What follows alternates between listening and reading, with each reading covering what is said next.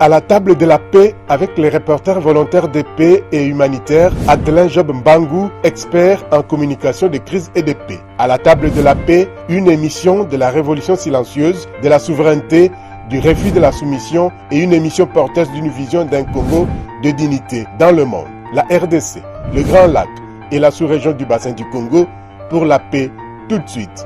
Tous engagés pour la paix et les bien vivre ensemble. Pour tout contact, appelez au plus 243 81 41 63 562 ou au plus 243 99 99 52 433. Suivez-nous aussi sur YouTube, TikTok, LinkedIn, X, ex-Twitter et sur Facebook.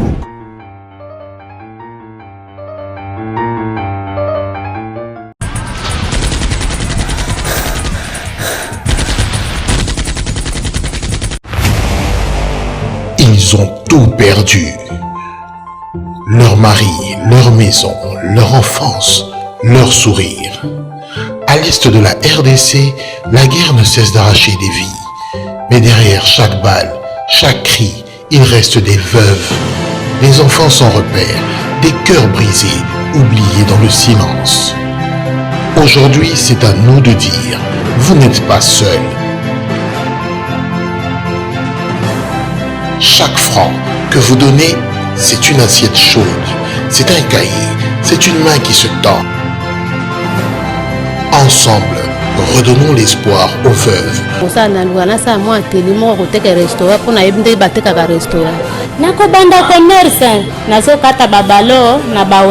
Contribuez dès maintenant à la collecte de fonds. Faites battre le cœur du Congo, unis pour ce que la guerre a blessé, mais que l'amour peut relever. Ensemble, nous pouvons faire une différence dans la vie de ceux qui ont tout perdu. Rejoignez-nous.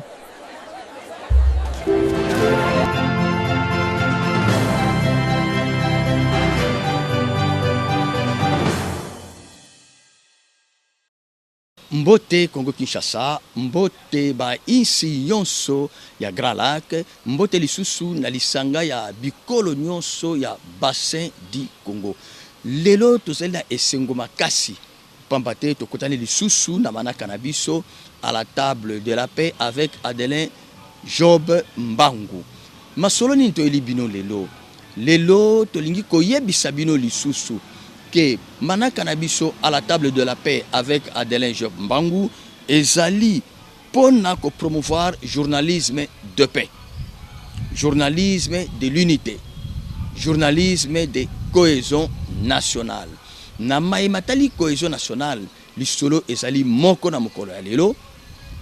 Samedi le 21 juin 2025, tata mokonzi ya ikolo Félix Antoine Tshisekedi Tshilombo awuti kosolola na ba episkopo ya lokumu ya ECCP 5. Na kati ya masolo, papa mokonzi azali na besoin ya kimia eingela na kati ya ekolo Congo. Masasi ebeta lisusu te na este ya démocratique du Congo. Pona yango ayambaki papa monseigneur Donatien Chole ya 5, pasteur André Bokundo ya ECC na pasteur Eric Nsenga ya ECC. Na kati ya masolo etalaki mingi pacte social pour la paix en RDC et vivre ensemble dans le Grand Lac. Basolo la ki pendant 2 heures. Na masolo tata mokonzi apretaki intention na koyoka ba episkopo ya lokumu ya SCP ya 5 maemanso basali na kati ya manaka ya pacte social pote kimia bondeko boyokani bosololonani ezonga na kati ya bana Congo. Na longoni ya penza tata mokonzi andimi kospesa commission moko oye kosala mosala elongo na ba episkopo pote bana ya Congo bazala na kimia, bazala na bondeko, bazala na bolingani, bazala lisanga. Tala maïma lekaki na samedi le 21 juin 2025 na cité ya Oya esika ya tata mokonzi elongo na ba episkopo ya SCC na ba episkopo mususu ya 5. À la table de la paix avec Adelin Job Mbangu, tozali na promotion ya journalisme de paix. Promotion ya baimboka banso ba oyo balingi kimia na kati ya mboka na biso. Promotion ya bamanaka nyonso ya kimia na mboka na biso. Promotion ya bondeko, promotion ya bolingani, promotion ya bomoko. Pona yango tosengeli kozala makasi na biso ezali ya lutte contre la désinformation. La lutte contre la désinformation, lutte contre les fake news, lutte contre les intox. Parce que ce qui désinformation ezali kati ya Congo, ba fake news ezali kati ya Congo, intox ezali kati ya Congo, tokoyoka na malamu te, tokotambola bomoko te, pe boye na boye kimia ekozala susu na kati ya Congo te. Yango nzokande na kati ya lutte oyo tozosala, tolingi pe kosala lutte contre ba discours ya haine nyonso, ba discours oyo ezokabola batu.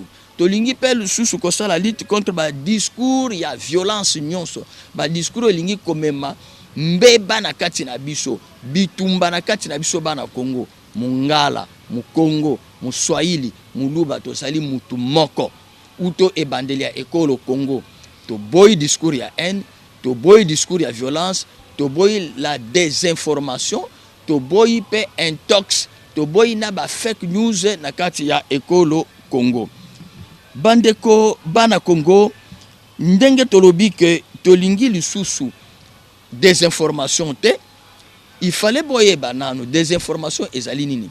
Désinformation ezali ba information nyonso oyo ya lokuta oyo elingi komema bokabwani na kati ya batu en guise ya agenda moko caché, c'est-à-dire mutu oyo azali kopesa sango ya mabe pona kobebisa lokumu ya baninga mosusu, to pona komema bokabwani na kati ya batu, to pona komema bokabwani na kati ekolo Congo, wana tozali kobenga ngo désinformation.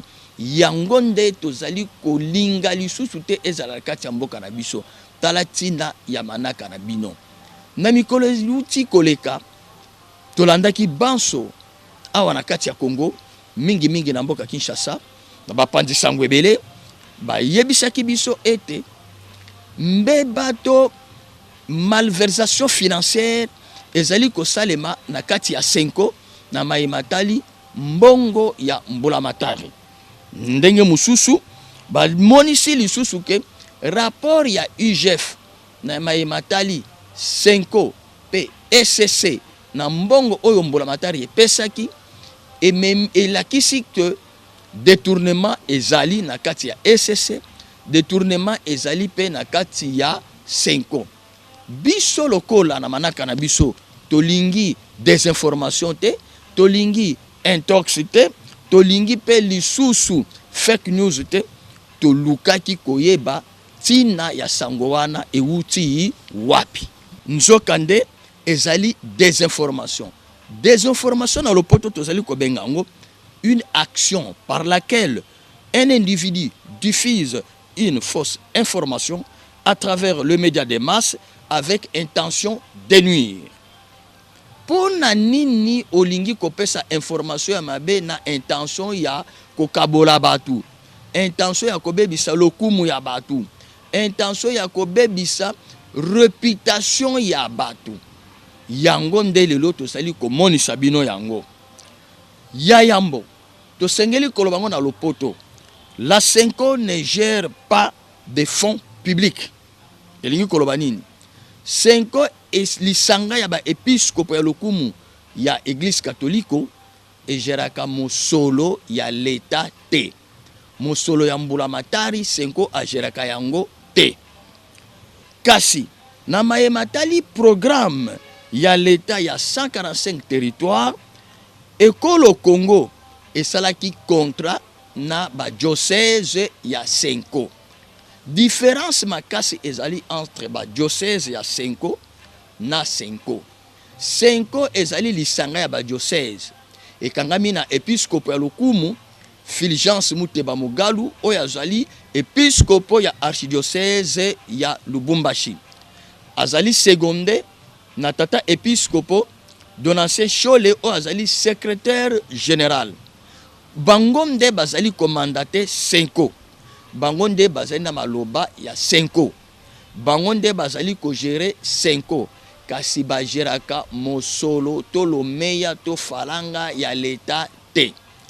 Badiocèse ya Senko na kati ya mboka na biso Congo démocratique ezali ebele. Diocèse na diocèse ezali na manager nango. Manager a diocèse azali tata episcopo oyo azokamba diocèse na ye. Lolenge diocèse ya Kisantu ezali na manager oyo azali episcopo.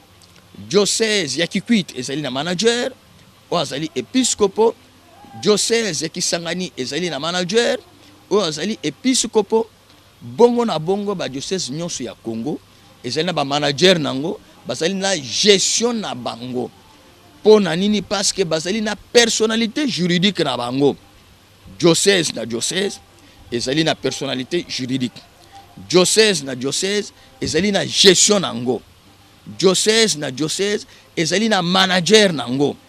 Donc elingi koloba te soki manager ya diocèse moko songolo alingi kozwa programme X ou programme Y na firme X ou na firme Y, pour la gestion du diocèse na ye azali libre.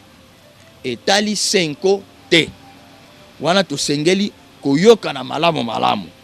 Kasi na mayema tali programme ya 145 territoires, to komoni sabino ete des informations ezali mingi.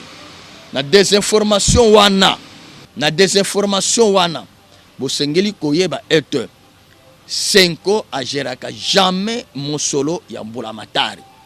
Kasi l'État congolais azwaki contrat na ba diocèse ya Senko oyo ezali na ba manager na yango oyo ezali na personnalité juridique nango.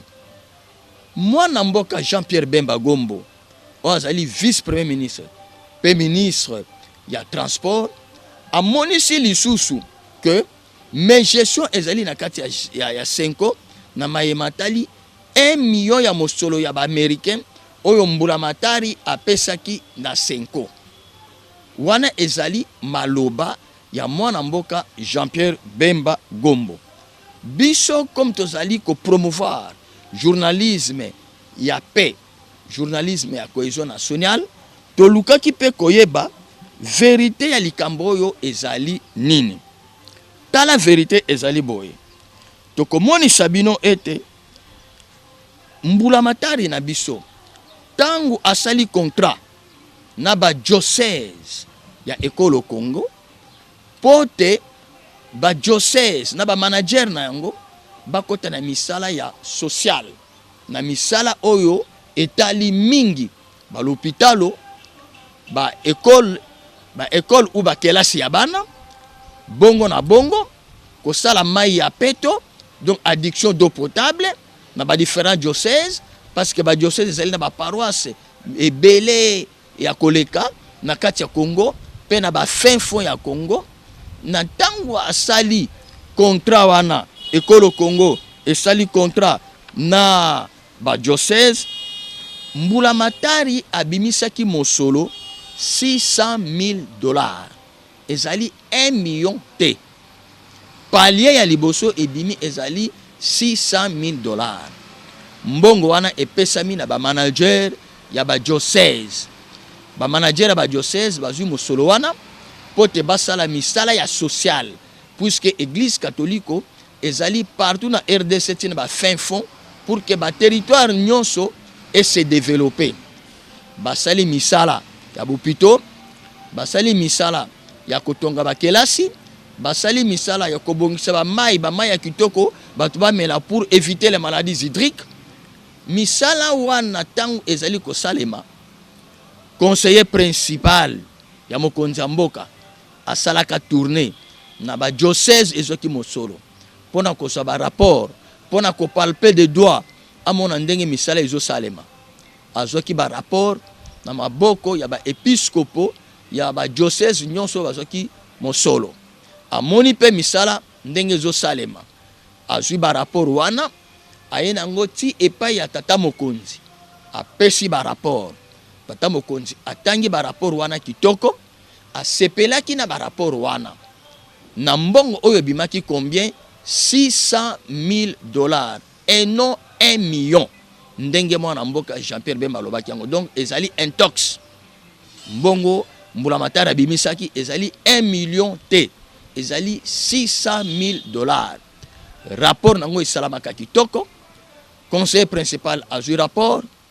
Amemina mokonzi ya ekolo o azali premier citoyen de la République. Premier citoyen de la République azali na souci ete bana Congo batanga kelasi malamu. Bana Congo bazala na l'hôpital pembeni na bango. Bana Congo bazala na maya kitoka komela. Asepelaki na rapport oyo ya palier liboso bimaki combien $600 000. Depuis 2022, kino lelo deuxième palier nanu mbulamatari apesi na ba episcopo te. Ba episcopo banso o basinaki contre na mbulamatari nanu bazui deuxième palier ya mbongo te. Yango ezomona na ke yango pe tozomoni sabino ke ba chantier ebele esilité. Ba chantier kotonga hôpitalo esilité. Ba kelasi ya bana esilité. Parce que mosolo wana nanu mbulamatari asilisi yango te. Yango toko beta sete na désinformation oyo mwana mboka Jean-Pierre Bemba pesaki ke ba episcopo bazwaki 1 million ezali ya lokuta. Bazwaki 1 million te, bazwaki 600 millions. Misala esalemi, ba rapport conseil principal azui, amemiti na premier citoyen a sepeli na ba rapport wana, ba kelasi etongami, ba hôpitaux etongami, kasi esilite pambate, deuxième palier nanu ya mbongo ebimi te. Tokomoni sabino lisusu, na mayemwa na mboka, Jean-Pierre Bemba Gomba lobaki, na mayematali rapport ya IGF. Bo sengeli koyeba lisusu ke, biso lolenge tozali na kati ya manaka oyo à la table de la paix avec Adelin Job Mbangu, tozali ko promouvoir journalisme de paix, journalisme de cohésion, journalisme oyo solo babo solo. Archidiocèse ya Kinshasa ekambami na episcopo ya lokumu Cardinal Fridolin Ambongo Besungu. Papa episcopo lokumu ya Kinshasa ye aboyaki kozwa mosolo ya mbulamatari. Archidiocèse ya Kinshasa ezwaka ata lome ya moko te na mayematali programme ya 145 territoire. Ekonoma ya archidiocèse ezali polele. Oyo nyonso akocha information na biso na doute akende na ekonoma. Akomona na ba anal ya ekonoma ya archidiocèse ya Kinshasa. Esika moko te tata cardinal walokumu ya Kinshasa ou bien ba oyo balandi ye, ba évêque balandi ou bien chancelier na ye. Esika moko te okomona mokoloto o elingi kolobake bazwaki mosolo na mayematali les 145 territoires. Wana pe ezali lisusu nini intox. Nazali kobeka lisusu sete na eloko wana. Archidiocèse ya Kinshasa ezali moko ya ba archidiocèse o ekotaki na manaka ya 145 territoires te. Sur les 48 diocèses ya 5 na kati ya Congo démocratique, archidiocèse ya Kinshasa ezali archidiocèse o ekangami na papa episcopo lokumu Cardinal Fridolin Ambongo ye azwaki mosolo wana te. Donc ezali des informations. Soki lelo IGF alingi kosala audit, IGF alingi kosala rapport, ezali mabete, mais asala yango cas par cas. Azali na liste ya ba diocèse nyonso na ba episcopo nyonso bazwaki mosolo wana. Atali par exemple diocèse ya Mbujimai ezwaki autant, diocèse ya Luiza ezwaki autant, diocèse ya Kananga ezwaki autant, diocèse ya Mweka ezwaki autant. IGF abandi kosala rapport, abandi kosala audit cas par cas, diocèse par diocèse, atala soki mbeba ezali to soki mbeba ezali te. Mais mpona kolobake IGF asengeli kosala audit na archidiocèse ya Kinshasa, to monite na esika nini akosala audit na archidiocèse ya Kinshasa, parce que archidiocèse ya Kinshasa ezoki mosolo wana te. Papa cardinal azali maboko pembe. Basango na ye nyonso bazosala mosala na ye bazali maboko pembe. Tina nini IGF akosala audit kuna?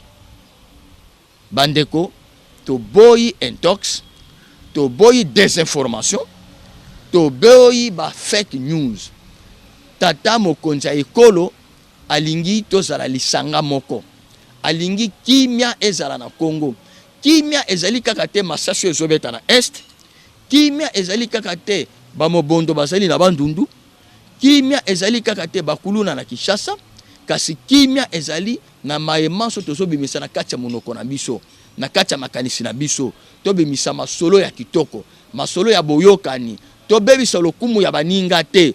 Totika kobebisa lokumu ya bakongole. Mingi ya ba episkopo ya SS na ba episkopo ya Senko ezali malamu te. Biso to mene ba investigation, to mene ba enquête, yango tozo bimisela bino vérité oyo polele ke ezali masolo ya lokuta. Papa cardinal azali maboko pembe na basango na ya archidiocèse ya Kinshasa bazwaki mosolo wana te. Archidiocèse ya Kinshasa etali makambo wana te. IGF akoki kosala audit kuna te. Donc likambo oyo bandeko batata bamambo zolanda ngai, likambo ya mosolo oyo pona social oyo bapesaki na ba diocèse ya Senko, oyo bapesaki na SCC, etali archidiocèse ya Kinshasa te, etali Senko te. Nazali ko beta lisusu sete. Senko ekambami na mbutanganga oyo tozali ko benga Fulgence Muteba. Senko ezali ko kambama lisusu na mbutanganga oyo tozali ko benga Donatien Chole.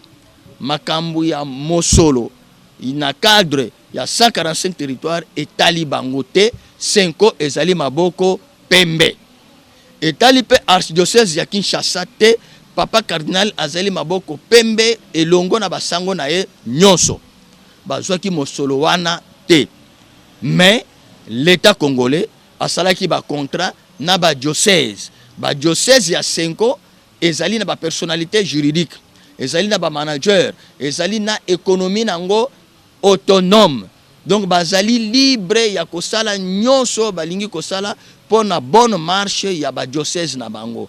Soki IGF alingi kosala audit akosala yango cas par cas, diocèse par diocèse. Mais akosala yango na Senko te parce que Senko ezwaki mosolo te.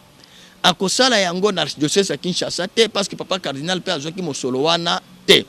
Totika désinformation parce que désinformation ezali information ya mabe pour nuire, pona ko bebisa lokumu ya baninga wana ezali malamu te.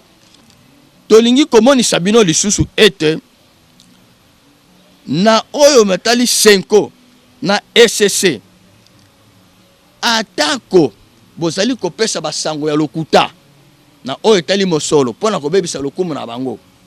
Senko na SCC ekamami na bana mboka. Bokondua azali mwana mboka, Eric Senga azali mwana mboka, Donatien Chole azali mwana mboka, Fulgence Muteba azali mwana mboka. Bazali kokamba Senko na SCC pote kimia ekota na kati ya mboka na biso. Bakolemba te, bakokoba kino kimia ekozonga na mboka. Botika kobebisa lokumu na bango. Bouti komona toti ko lakisa bino mokonzi ya ekolo le premier citoyen autai ko yamba bango. Basolola ki kitoko mokonzi ya mboka ndimi manaka na bango. Apesi commission oyo kosala na bango elongo pote pacte social pour la paix en RDC et le vivre ensemble dans les grands lacs eko bakino suka pour que bakuluna basila bamobondo basila na bandundu masasi ebeta lisusu te na este ya mboka. Tala eloko tozali nango besoin. Tala esika biso manaka na biso tozo sepela. Pas tozo promouvoir journalisme de paix. tozo promouvoir journalisme de cohésion, tozali ko promouvoir ba valeur. Wana to pesi coup de chapeau na tata mokonzi ekolo. Lolenga yambaki ba episcopo. To pesi pe coup de chapeau na ba episcopo. Bakanga mana tata mokonzi ekolo. Na ndenge apesi commission. Pote ba sala mosala kitoko. Tolingi kimia, tolingi boboto, tolingi esengo, tolingi lisanga na kati ekolo Congo. Kasi toko telemela désinformation nyonso. Toko telemela ba fake news. Toko telemela ba intox na kati ya mboka na biso Congo. Wana ezali masolo etali 5 na ECC. Totika kobebisa lokumu ya ba episkopo ya 5 na ba episkopo ya ECC. Tozala bomoko na bango. Bomoko na tata mokonzi. Pote kimia ezonga na mboka na biso. Kimia ezonga na kati ekolo Congo. Kimia ezonga na ba province na biso nyonso 26. Kimia ezonga na ba territoire na biso nyonso na ba chefferie nyonso. Kimia ezonga kati ya bana Congo. Likambo mosusu tolinga koyebisa bino lelo. Tant tozolobela IGF. Ouais. IGF ezali kosala pe mosala kitoko. Totika kopesa basango mabe na IGF. Totika IGF asala mosala kitoko na ndenge manaka na ye elongo bani. Lelo tozali na problème sele na kati ya EPST. L'enseignement primaire et secondaire. Mingi na mayematali DINACOP. DINACOP ezali Direction nationale de contrôle et de paie ya balakisi na kati ya Congo. Ekambami na mwana mboka Boniface Mbaka. DINACOP ekambami na mwana mboka Boniface Mbaka. Azali directeur chef de service ya DINACOP. Azali kosala mosala elongo na ba directeur assistant. Ba directeur assistant, si je ne me trompe pas, bazana grade 12. Nasima ba directeur assistant, bazali na ba chef de division. Ba chef de division bazali na grade 13. Nasima ba chef de division, bazali na ba chef de bureau. Ba chef de bureau bazali na grade 14. Nasima nango bazali na ba agent. Ba agent bazali na grade 31. Et puis ezali pe na ba informaticien o bazali na grade 21. Ba enseignant ebele balakisi ya bana na biso. Tango premier citoyen ya mboka, Papa Félix Antoine Tshisekedi, alingi que enseignement ezala gratuit. Azobunda, pote enseignement wana ezali gratuit, gratuité esalema malamu. Balakisi batangisa kitoko, bafutama kitoko, bazwa prime na bango kitoko. Mais eloko kokamwa na liste de paye, na fichier de paye ya DINACOP oyo tuko bima. Balakisi bazali mécanisé te. Mingi bazali mécanisé te. Kasi 13 mineurs, donc banamike 13. Babimi na kati ya fichier de paye ya DINACOP. Mais yango tozali kotuna. Boni balakisi bazo futama te. Bazali nanu mécanisé te. Mwana mboka Boniface Mbaka asengeli kosala makasi elongo na ba directeur assistant, ba chef de division, ba chef de bureau, que ba agent ba futama, bazala mécanisé, bazwa prime. Mais ndenge nini 13 mineurs babimi na kati ya fichier de paye. Mwana mboka Boniface Mbaka ozali wapi? Pona nini 13 mineurs babimi? Tala esika IGF asengeli kosala mosala. A vérifier balakisi bazali mécanisé te. Kasi 13 mineurs babimi na kati ya fichier de paye. Est-ce que ezali erreur de frappe? Est-ce que ezali erreur matérielle? Boni bana wana 13 babimi. Babimi na lolenge nini? Wana mosala IGF asengeli kosala. Pe lisusu ministère ya budget, ministère ya finance, ezo futa balakisi. Botala likambo ezo lekana DINACOP. Ezali kokamwa ba informaticien o bazali na grade 21. Exemple Prince Mbaka azali mwana ya directeur Boniface Mbaka. Azali informaticien. Mais azali ko toucher 9 millions de francs congolais lo lenge moko na ba directeur pe aleki ba directeur mususu.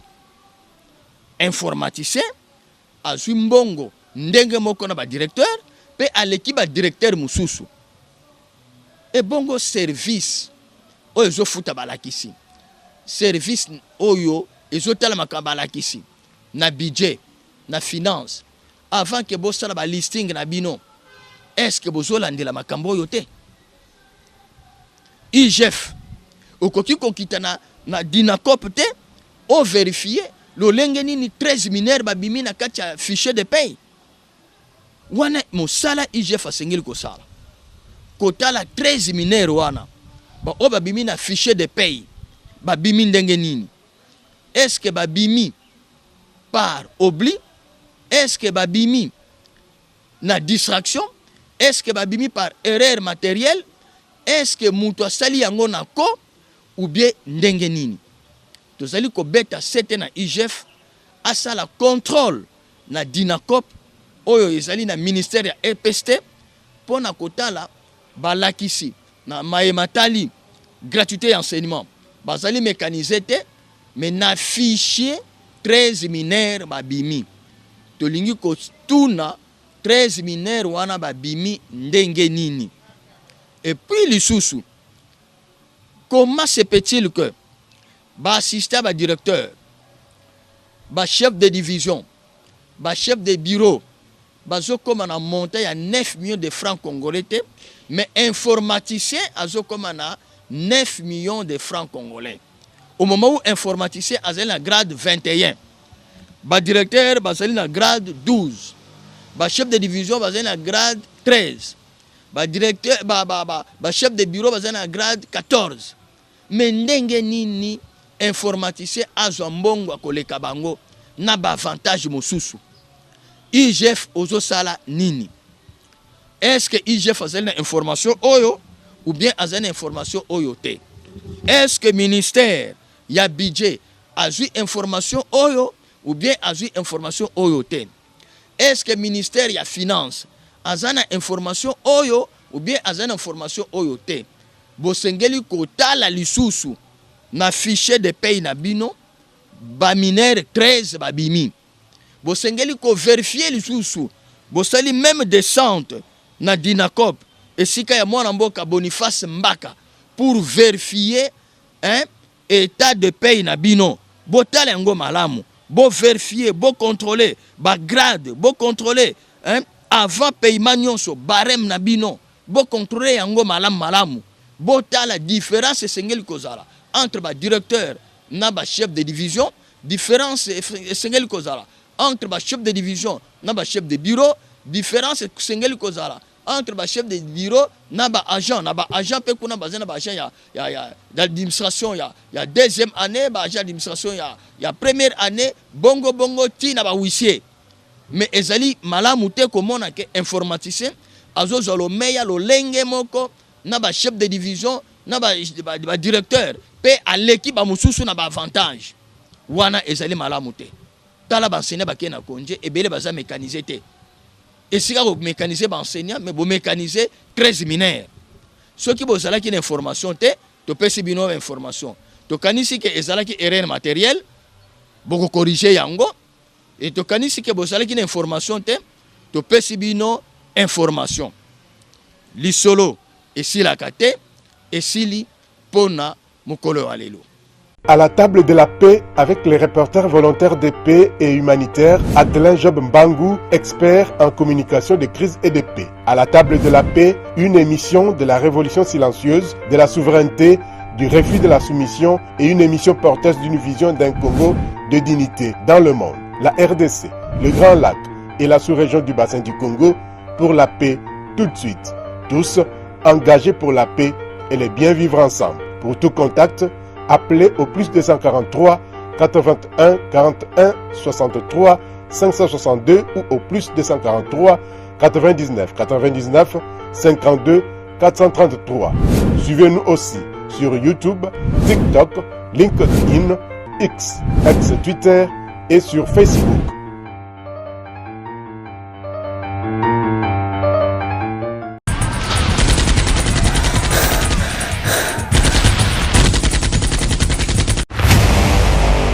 Ils ont tout perdu. Leur mari, leur maison, leur enfance, leur sourire. À l'est de la RDC, la guerre ne cesse d'arracher des vies. Mais derrière chaque balle, chaque cri, il reste des veuves, des enfants sans repère, des cœurs brisés, oubliés dans le silence. Aujourd'hui, c'est à nous de dire, vous n'êtes pas seuls. Chaque franc que vous donnez, c'est une assiette chaude, c'est un cahier, c'est une main qui se tend. Ensemble, redonnons l'espoir aux veuves.